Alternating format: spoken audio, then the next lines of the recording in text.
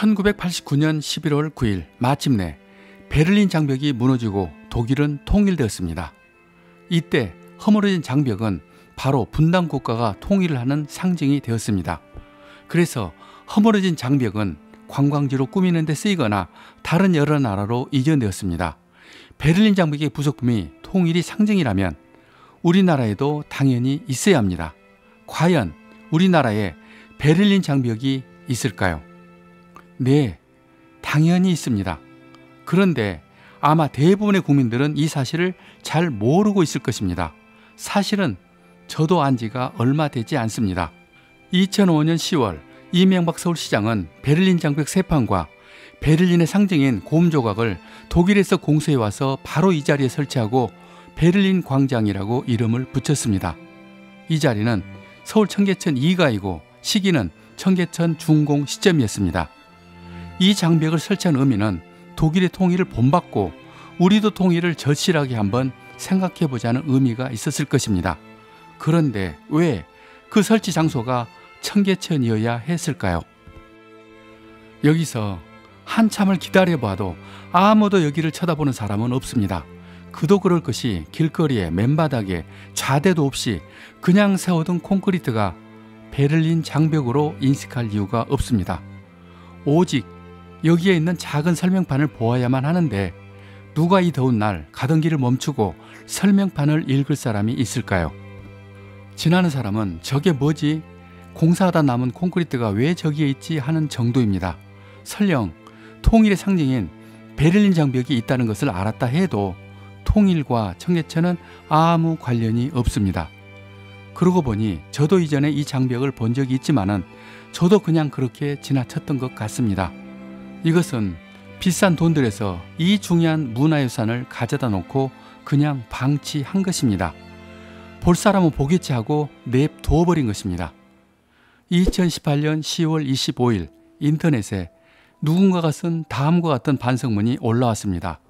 문맥도 맞지도 않고 두서없이 쓴 그 반성문을 대충 요약하겠습니다. 저를 용서를 구하고 싶습니다.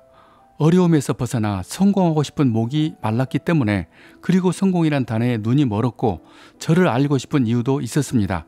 방치된 베를린 장벽의 기사를 보고 해도 별 문제가 없을 거라 생각했고 이렇게까지 화제거리가 될 줄은 정말 몰랐습니다. 주인인 서울시의 용서를 구합니다. 이 내용이 무엇을 말하는지 대충 짐작이 가실 것입니다. 그는 이 중요한 문화유산 베를린 장벽에 그림을 그리는 척하면서 자신이 만든 의류 브랜드 이름을 야무지게 그려놓은 것입니다. 그렇게 해서 자신이 하는 사업 광고를 한 것입니다. 그 사람은 미술대학을 나오거나 작품 활동하던 작가도 아니었습니다. 참고로 베를린 장벽의 양쪽 면 의미가 전혀 다릅니다. 자유진영인 서베를린 쪽 장벽은 통일, 사랑, 자유, 우리는 하나, 이런 자유로운 그림과 낙서로 가득했고, 공산당인 동베를린 쪽은 아무 낙서도 없이 깨끗했습니다. 그 이유는 서독으로 넘어가는 것을 막기 위해서 접근을 철저하게 차단했기 때문입니다. 이 중요한 디테일을 모르고 오직 저 혼자 먹고 살겠다고 지 회사 로고를 그려 넣은 것입니다. 당시 조선일보 기사 헤드라인은 이 사건을 예술가가 아닌 범죄자라고 했으며 서울 시민들은 남대문 방화 사건과 맞먹는 훼손이라고까지 했습니다. 2019년 9월 6일 인스타그램에 그 멍청한 사람의 글이 또 올라왔습니다. 아마 낙사가 지금 제거되지 않았다면 언젠가 위대한 역사의 상징이 될 수도 있었다라는 말입니다. 이전에 쓴 그의 사과문은 진직 삭제를 했으며 본인을 비난하는 사람에게 크라는 조롱의 대꾸까지 남겼습니다. 더구나 자신의 의류 브랜드 홈페이지에 베를린 장벽에 낙서하는 과정을 담은 동영상까지 올려놨습니다. 그의 반성은 개뿔, 완전 뻥이었고 노골적으로 이제 장사라도 해보자라는 식입니다. 이것이 이 사람의 탓이기만 할까요? 말씀드리기는 정말 죄송하지만 이렇게 길거리에 방치한 서울시의 탓이 크다고 생각합니다. 이 광장을 본 서울 시민의 반응입니다. 관리도 안 되고 청계천에 베를린 장벽이 뭔 생뚱맞은 짓인지 모르겠다고 했습니다. 일본이나 미국에서 잘 보존되는 베를린 장벽에 비해 한국의 베를린 장벽은 그야말로 찬밥 덩어리 신세입니다. 만약 독일에서 이것을 보고 기사라도 낸다면 그 망신은 누구의 몫이 될까요? 심히 걱정이 되는 일입니다. 말로만 통일 하면서 정작 비싼 돈 들여서 통일의 상징을 가져다가 이렇게까지 방치하는 것을 저는 이해할 수가 없습니다. 기자들이 서울시에 물었습니다. 누가 관리를 합니까? 행정구역상 중구청이다. 중구청이 관할이라고 했습니다.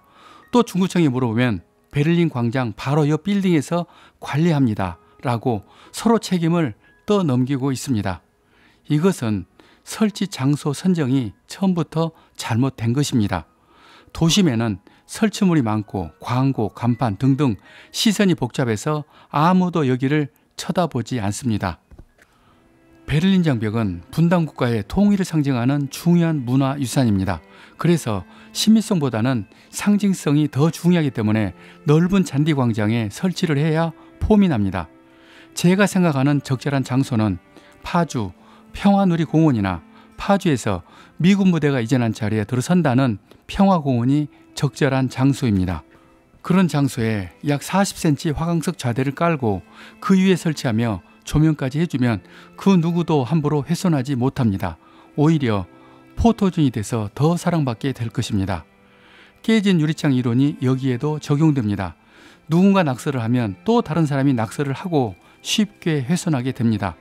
만약에 또 그런 일이 생긴다면 서울시는 진짜 욕먹게 될 것입니다. 여기까지만 하겠습니다. 저는 서울시를 사랑합니다. 지금 시장님께서 이 사실을 알게만 하면 바로 어떤 조치를 할 것입니다. 저는 예술제국을 꿈꾸는 작가 이철이었습니다. 예술제국의 길은 우리가 세계 정상으로 가는 가장 빠른 길입니다. 이 영상을 구독하시는 것은 그 길을 함께 가는 것입니다.